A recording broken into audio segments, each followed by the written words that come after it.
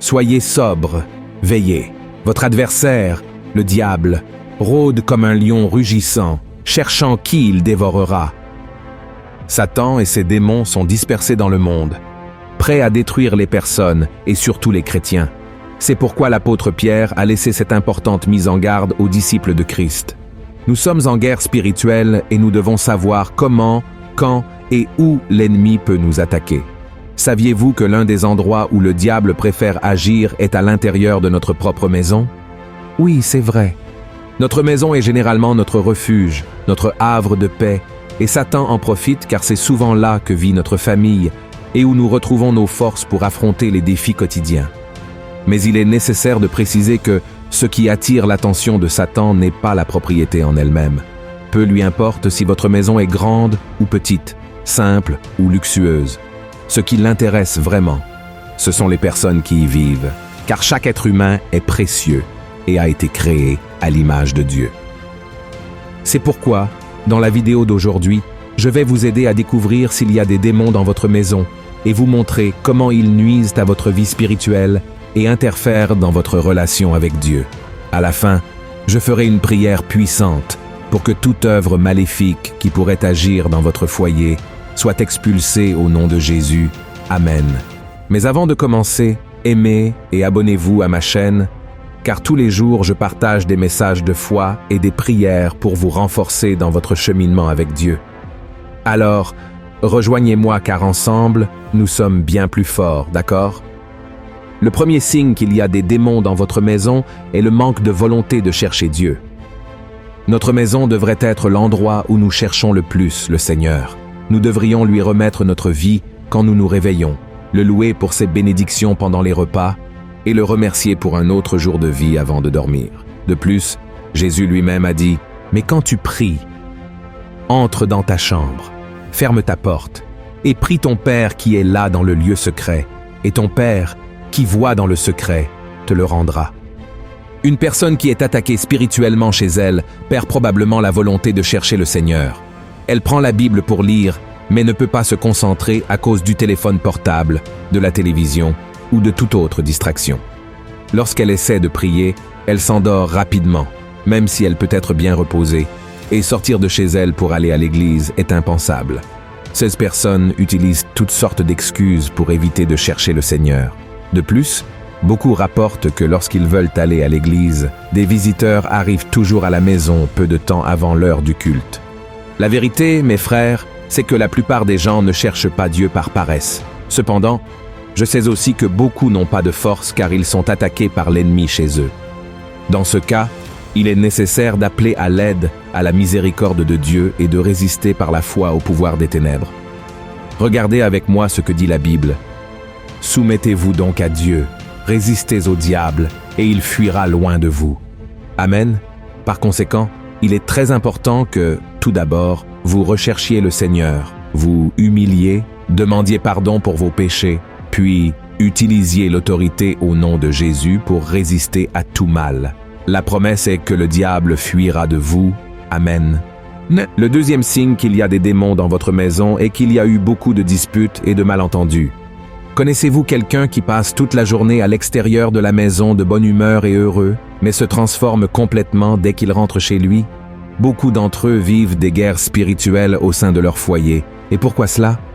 Parce que lorsque nous sommes dans la présence de Dieu, le Seigneur nous donne la tranquillité et la paix. Même si notre journée a été difficile et que notre routine est très stressante, la simple présence du Saint-Esprit dans notre maison nous apaise et console notre cœur. Maintenant, lorsque notre vie est tourmentée par des démons, le contraire se produit. Vous vous souvenez de cet homme possédé de la ville de Gadara dans la Bible? Cet homme était pris d'une colère qui semblait ne pas avoir de limite. Voyez ce que dit la Bible dans Marc, chapitre 5. Cet homme avait sa demeure dans les sépulcres, et personne ne pouvait plus le lier, même avec une chaîne. Car souvent il avait eu les fers aux pieds et avait été lié de chaînes, mais il avait rompu les chaînes et brisé les fers, et personne n'avait la force de le dompter. Cet homme vivait dans la colère et attaquait les gens parce qu'il était possédé par de nombreux démons. Cependant, lorsque Jésus s'approcha de lui et chassa ces démons, il expérimenta la paix que seul Jésus peut donner à quelqu'un, C'est pourquoi, mon cher frère et ma chère sœur, ne sous-estimez pas le pouvoir de l'ennemi.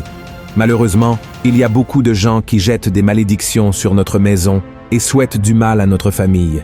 Mais lorsque nous invitons Jésus à entrer dans nos vies et nos foyers, le mal doit partir, car la lumière ne cohabite pas avec les ténèbres, d'accord? Le troisième signe qu'il y a des démons dans votre maison est le manque de motivation. Une des raisons pour lesquelles votre maison subit une attaque spirituelle est que vous n'avez plus le même enthousiasme pour en prendre soin qu'auparavant. L'une des premières choses qui commence à se produire dans ce sens concerne le nettoyage et l'organisation de la maison. L'ennemi fait en sorte que ces soins perdent de leur valeur pour vous, et alors les choses commencent à se détériorer et à devenir sales. C'est pourquoi examinez comment vous prenez soin de votre foyer et des choses que Dieu vous a données. Je sais que nous vivons des jours très occupés, où beaucoup travaillent à l'extérieur et ne parviennent souvent pas à maintenir la maison organisée, mais ce dont je parle, c'est de ces personnes qui ne se soucient plus du tout de prendre soin de leur domicile. Le diable aime la saleté, le désordre, car l'ennemi est contre tout ce qui plaît au Seigneur, et Dieu prend plaisir aux choses propres et organisées. La Bible dit dans le livre de la Genèse qu'il a donné l'ordre au chaos, et pendant la création du monde, tout a pris sa place selon sa volonté.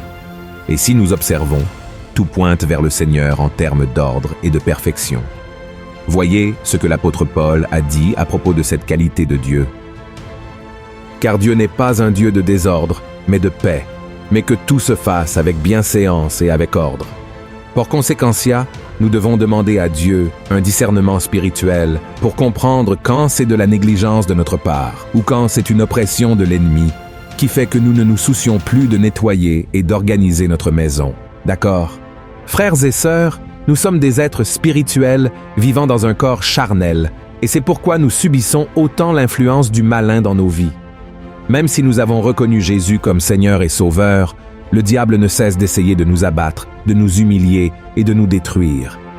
Mais la bonne nouvelle est qu'il y a un Dieu puissant qui combat pour nous, qui nous défend du mal. Il suffit que vous demandiez son aide en prière et que vous pratiquiez sa parole tous les jours. Amen.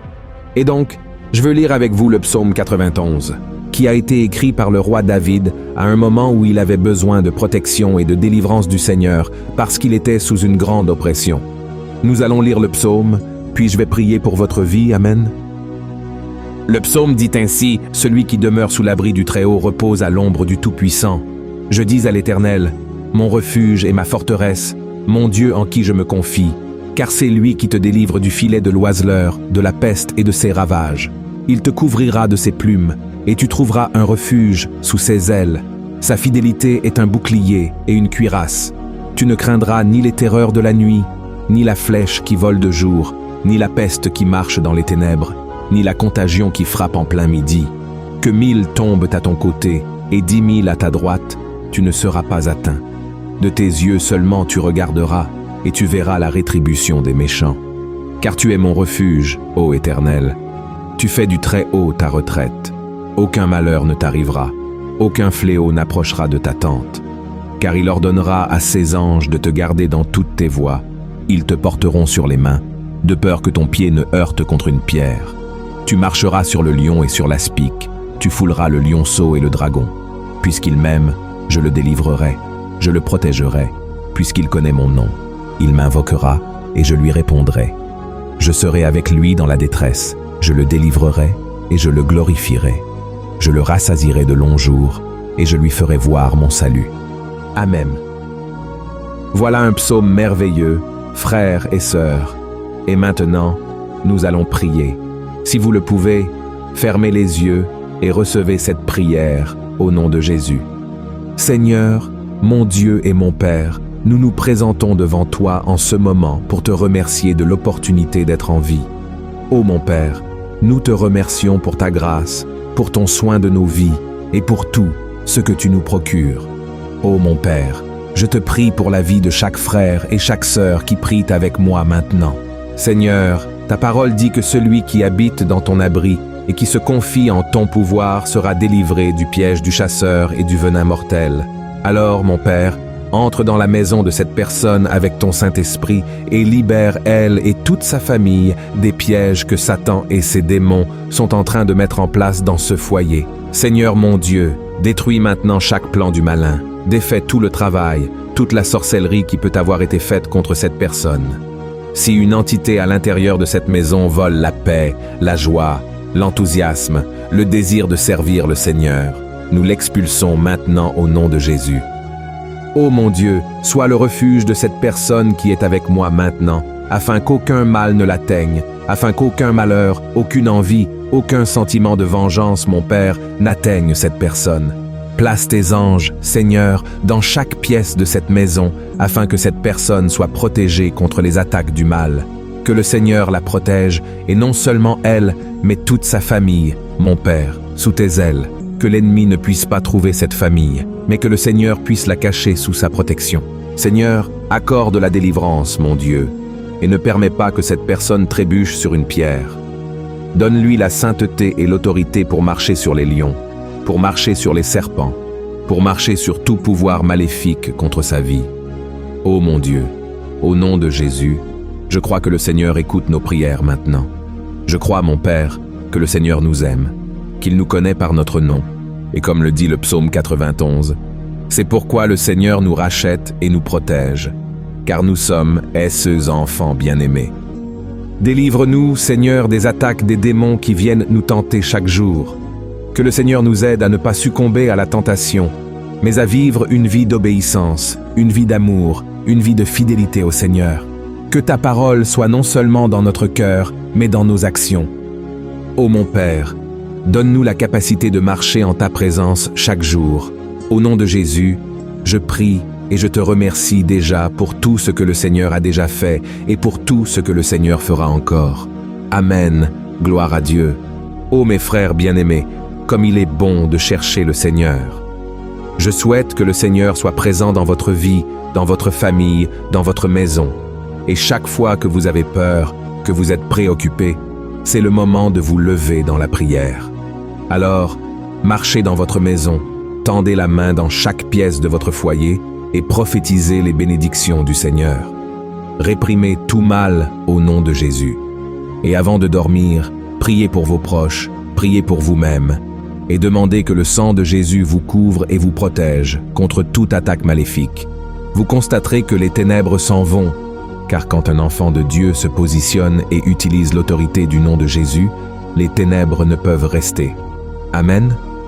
Si vous avez aimé ce message, partagez-le avec vos amis, votre famille et abonnez-vous à ma chaîne. Je vous attends dans la prochaine vidéo. Que Dieu vous bénisse puissamment.